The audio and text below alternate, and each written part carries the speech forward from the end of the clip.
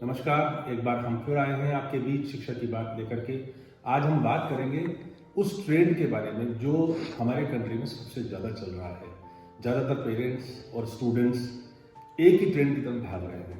जैसा कि आपको पता है, बच्चा जब 10th पास आउट करता है और 11th-12th में आता है तो पेरेंट्स की और बच्चों की इच्छा होती है कि वो मेडिकल के फील्ड में जाए या फिर IITs के फील्ड में जाए, लेकिन इंजीनियरिंग के फील्ड में जाए। मैं आपके सामने अपनी बात को पूरा रखने के लिए आंकड़े प्रस्तुत करूंगा। मैं आपको डाटा बताता हूं। पिछले साल 2023 के बोर्ड के एग्जाम में देश भर में सभी बोर्ड से, चाहे वो स्टेट बोर्ड्स हो, CBSE हो, ICSE हो, कैम्ब्रिज हो, जितने भी बोर्ड्स जो है प्रदेश में चल रहे हैं, पिछले साल 12th में करीब 1 करोड़ 60 लाख बच्चे बैठे थे। और आपको जान करके आश्चर्य होगा कि इन 1 करोड़ 60 लाख बच्चों में से मेडिकल और इंजीनियरिंग के फील्ड में जाने वाले बच्चों की संख्या जो थी, जिन्होंने नीट मेडिकल का फॉर्म भरा या फिर IITs जी का फॉर्म भरा, इनकी संख्या थी लगभग 42 लाख। लगभग 22 से 23 लाख बच्चों ने मेडिकल का फॉर्म भरा नीट मेडिकल का, और लगभग 19 लाख बच्चों ने IITs जी के लिए अप्लाई किया। तो कुल मिलाकर के 1 करोड़ 60 लाख बच्चों में से 40 से 42 लाख बच्चे इंजीनियरिंग और मेडिकल को अपना करियर के रूप में चुनना चाहते हैं। अब आप सरप्राइज कीजिए कि ये 27% बच्चे, यानी कि जो बच्चे 12th पास कर रहे हैं उसका 27% बच्चा केवल इंजीनियरिंग और मेडिकल में जाना चाहता है। तो किस प्रकार से बात बन पाएगी?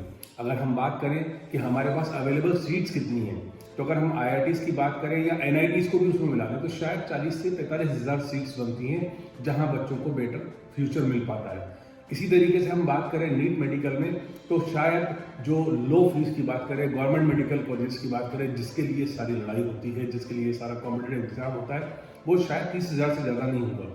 तो ऐसी पोजीशन में जहाँ से 30,000 बच्चे गवर्नमेंट मेडिकल कॉलेजेस में जा सकते हैं जहाँ फीस बहुत कम हो, और IITs और NITs में जाने वाले बच्चों जहाँ 40 से 45 हज़ार सीट्स है, तो इन 42 लाख में से केवल 70,000 हज़ार बच्चों को ही अपना करियर मिल पाता है। बाकी बच्चे क्या करेंगे?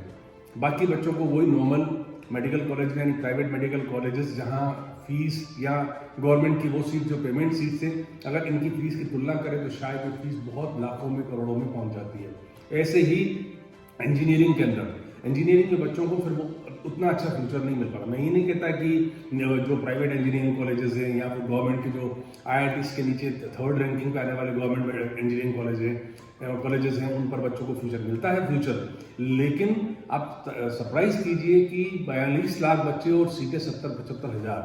अगर बाय द वे हम इसमें ये मान लें कि करीब 1.5 से 2 लाख बच्चे ही इसमें अच्छा करियर बना सकते हैं, तो बाकी 20 लाख का क्या? यही वजह है कि इस इतने बड़े स्टफ को देख करके कोचिंग इंडस्ट्री बहुत ज़्यादा तेज़ी से डेवलप हुई।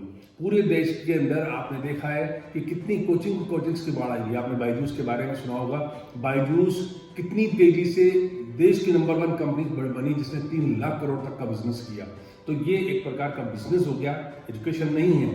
तो मैं इस वीडियो के माध्यम से पेरेंट्स से कहना चाहता हूँ, आप अपने बच्चों के कैलिबर को चेक कीजिए कि उसका कैलिबर कितना है। अगर उसका कैलिबर वाकई इस लायक है कि वो लाख से 1.5 लाख बच्चों के बीच में अपने आप को कॉम्पीट कर जाए, तो निश्चित रूप से आप उनको मेडिकल और इंजीनियरिंग के फील्ड में भेजिए। अन्यथा आप उसके लिए कोई नया भविष्य चुनिए ताकि वो अपने करियर को ढंग से बना पाए।